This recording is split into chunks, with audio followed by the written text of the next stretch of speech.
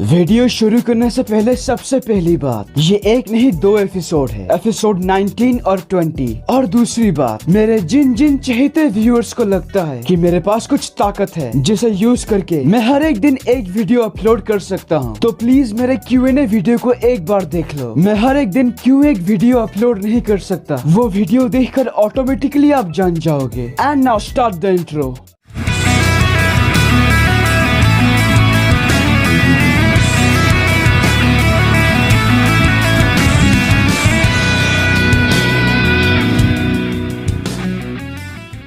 पिछले एपिसोड में हमने देखा था एक जबरदस्त टीम वर्क के साथ टीम ककाशी गुफा के अंदर घुस जाते हैं, पर जाते ही वो चारों देखते हैं गारा जमीन पर पड़ा हुआ है। ये देखकर पता लग जाता है कि उन्हें आने में बहुत देर हो गई। गुस्से की वजह से नारुतो के ऊपर नाइन-टेल फॉक्स का चाकरा हावी हो जाता है।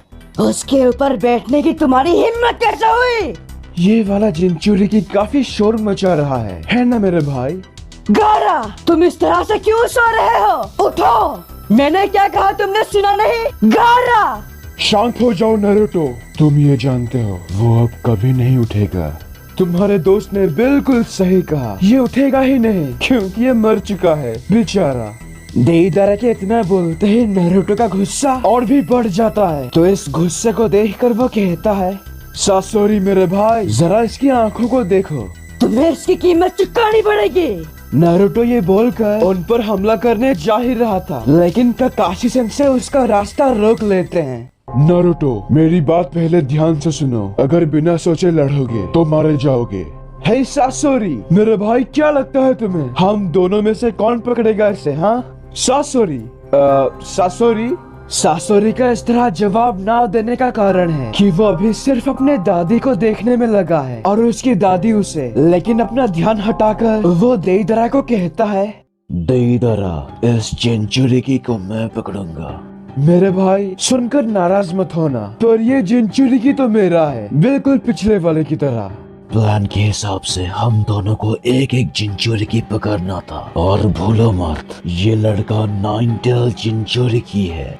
मेरे जैसे कलाकार को कम मत समझो, अगर ये जिंचुरिकी सच में ताकतवर है तो ये मेरी कला प्रदर्शन के लिए सही रहेगा। कला? कैसी कला? बेवजह धमाका करने को तुम कला कहते हो? ध्यान से सुनो, असली कला उसे कहते हैं जो हमेशा बनी रहे, यानी कभी ना खत्म होने वाली सुंदरता को कला कहते हैं। कभी ना खत्म होने वाली? देखो सासोरी, एक दोस्त के नाते मैं तुम्हारी इज्जत करता हूँ, पर असली कला उसे कहते हैं जो सिर्फ कुछ ही समय तक बनी रहे और फिर चमकते हुए गायब हो जाए। क्या कहा तुमने? देईदारा, तुम्हें कला के बारे में कुछ नहीं पता? क्या मैं कुछ नहीं जानता? अरे तुम्हें कुछ नहीं पता? इनकी ऐसी बातचीत सुनकर ये चारों पूरी तरह से पक जाते हैं, सबसे ज्यादा नारुतो। तुम दोनों चुप हो जाओ।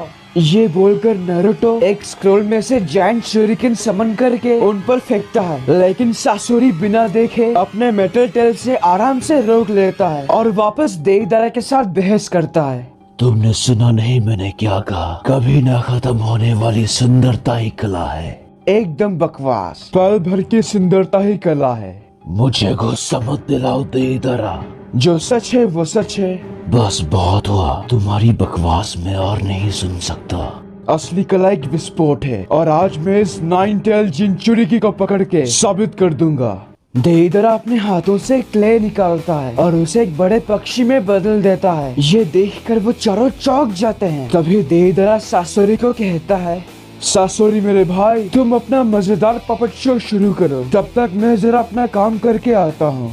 ये कहने के बाद देईदारा गारा के डेड बॉडी को उस पक्षी के मुंह के अंदर पूरी तरह लेकर नारुतो को देख के सोचता है, तो नाइन-टेल जिंचुरिकी, अगर तुम इस मरने वाले के दोस्त हो तो मेरा पीछा करो। ये सोचकर वो उड़ के इस गुफा से बाहर चला जाता है और उसे जाते देख नारुतो भी वही करता है जो अभी देईदारा ने सोचा था। बिना सोचे वो उसके पीछे चला जाता है। हे, कहाँ जा रहे हो उसे लेकर? बहुत बढ़िया, बस मेरा पीछा करते रहो जिंचुरिकी। नारुतो रुक जाओ। मुझे नहीं लगता मेरे कहने से वो रुकेगा। लेडिचियो, साकुरा, मैं उसे रोकने जा रहा हूँ, आप दोनों इस कुबड़े को रोको। ये बोलकर वो भी बाहर चले जाते हैं। तभी सासोरी लेडिचियो को बोलता है, दादी, मैंने तो सुना था बहुत पहले तुम रिटायर्ड हो गए। हाँ, ये सच है। फिर यहाँ क्या मरने चली आई? मैं अपने पोते का चेहरा देखना चाहती थी और कुछ नहीं। आखिरी चेतावनी है, चले जाओ यहाँ से।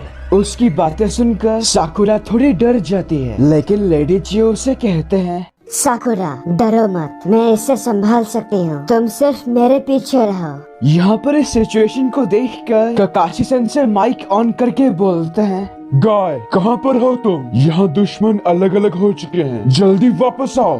ककाशी, शायद यहाँ पर कुछ गड़बड़ है। मतलब उन दुश्मनों ने यहाँ पर एक और जाल लगा रखा है। गायसन से देखते हैं, वो अजीब सी आकृति अचानक से उनका रूप ले लेता है। वो अपने टीम को माइक से बोलते हैं, दोस्तों, क्या तुम भी वही देख रहे हो जो मैं देख रहा हूँ? हाँ, ऐसा ही कुछ। टेन, तुम्हारा क्या? सेंसे, यहाँ पर भी वही हो रहा है। ली, ये चीज मेरे टैग निकालने के बाद ही हुआ। फिर हम देखते हैं नेजी, रॉकली और टेंटेन के सामने भी कुछ वैसा ही होता है। मतलब 3 जगह वो अजीब सी आकृति उनका रूप ले लेता है और ये देखकर उन्हें बहुत अजीब लगता है। सेंसे, इसने तो हमारा रूप ले लिया, यही ना? और अगर मैं सही हूँ तो हमें इन्हें हराना होगा। हाँ, इन्हें हराने के बाद टीम ककाशी की हम मदद कर पाएंगे। तो फिर चलो इन्हें हराते हैं। फिर उसके बाद उन सब के बीच लड़ाई शुरू होती है और हम देखते हैं इन चारों की जितनी ताकत है उनके डुप्लीकेट्स भी उतने ही ताकतवर हैं। इसलिए उन्हें हराने में थोड़ी मुश्किल तो होगी। और यहाँ पर आखिरकार इस मामले को संभालने के लिए ककाशी सेंसे अपने शरिंगन आँखों को खोल देते हैं। ये देखकर देईदरा बोलता है, शरिंगन ककाशी, तुम्हारे बारे में बहुत कुछ सुना है मैंने, लेकिन आज देखने से लगता है कि वो सारी सुनी सुनाई बातें हैं। मेरी सलाह मानो, तुम्हें वहाँ होना चाहिए उस गुफा में, क्योंकि जितना मैं सासोरी मेरे भाई के बारे में जानता हूँ वो मुझसे कहीं ज्यादा खतरनाक है। भले ही हम दोनों कलाकार हैं, लेकिन उसकी कला और मेरी कला में जमीन आसमान का फर्क है। मेरा भाई सासोरी उस लड़की और उस बुढ़िया को बहुत बुरी मौत देगा, इसीलिए वहाँ जाओ। तुम्हारी चाल में अच्छे से समझता हूँ। तुम मुझे यहाँ से हटाना चाहते हो ताकि नारुतो से अकेले लड़ सको। भरोसा है मुझे उन दोनों पर। सुना तुमने? हद होती है। तुम्हें सच में लगता है वो लड़की और बुढ़िया मेरे भाई सासोरी को हरा देंगे? बहुत बड़ी गलती कर रहे हो। ककाशी सेंसे, आप साकुरा के पास जाइए, बचा लूंगा मैं गारा को। बचा लोगे? पर कैसे?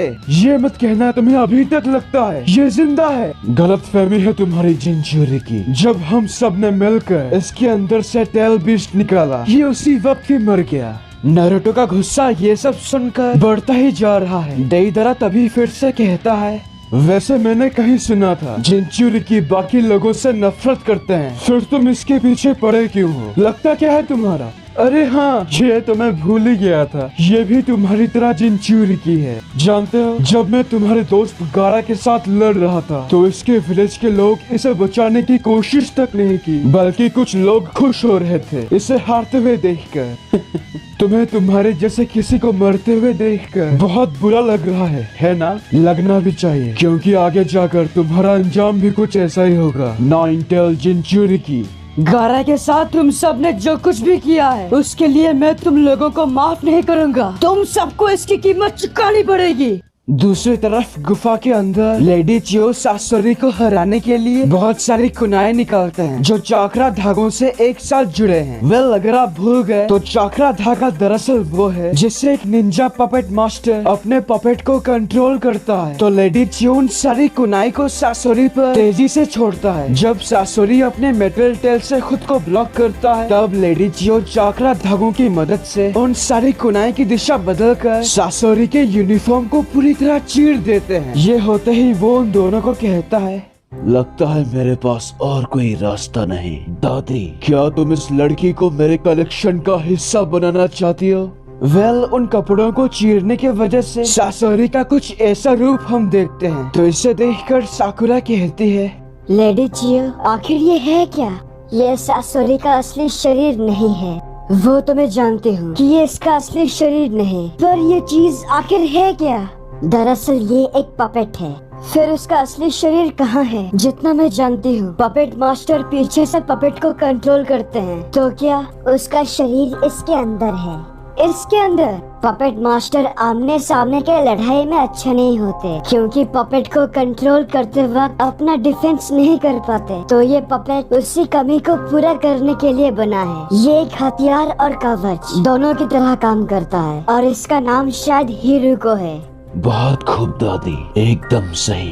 लेकिन क्या तुम जानती हो मैं अपना कलेक्शन कैसे बनाता हूँ? पहले मैं एक इंसान को मारकर उसके अंदर के सारे ऑर्गन्स को निकालता हूँ, फिर उसके शरीर को अच्छे से साफ करता हूँ। उसके बाद मैं उसमें हथियार डालता हूँ, फिर वो चीज बन जाती है मेरे पपेट कलेक्शन का हिस्सा। मैं सोच रहा हूँ अगर ये इतना खतरनाक है तो बाकी के आकाशी के मेंबर्स कितने खतरनाक होंगे। तो उसकी बातें सुनकर लेडी चियो कहते हैं, घिन आती है मुझे तुम पर सासुरी। साकुरा, तुम जानते हो ये उसका पपेट हिरुको कभी हमारे विलेज का निंजा हुआ करता था। तुम दोनों मेरे कलेक्शन का हिस्सा बनोगे बहुत जल्द। साकुरा, मेरी बच्ची, याद रखो लड़ते वक्त अगर उसका एक भी हमला हमें लगा तो हमारा मरना तय है, जहर के कारण। यही ना? मैं जानती हूँ। तुम दोनों को अभी भी लगता है कि मुझे हरा सकते हो?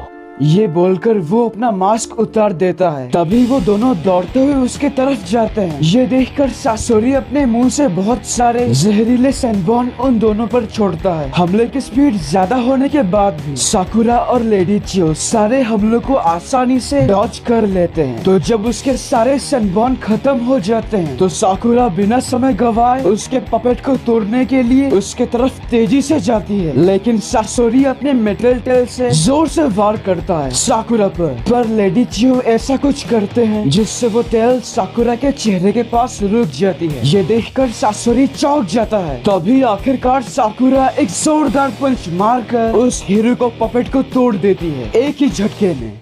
और यहीं पर इस एपिसोड की एक्सप्लेनेशन खत्म होती है। अगर आपको ये वीडियो अच्छा लगा तो प्लीज लाइक और कमेंट कीजिए, और अगर आप मेरे चैनल पर नए हो तो इसे सब्सक्राइब करने के साथ उस बेल आइकॉन को भी दबा ही दो। तब तक के लिए खुश रहना। मैं मिलूंगा आपसे अगले वीडियो में। पीस।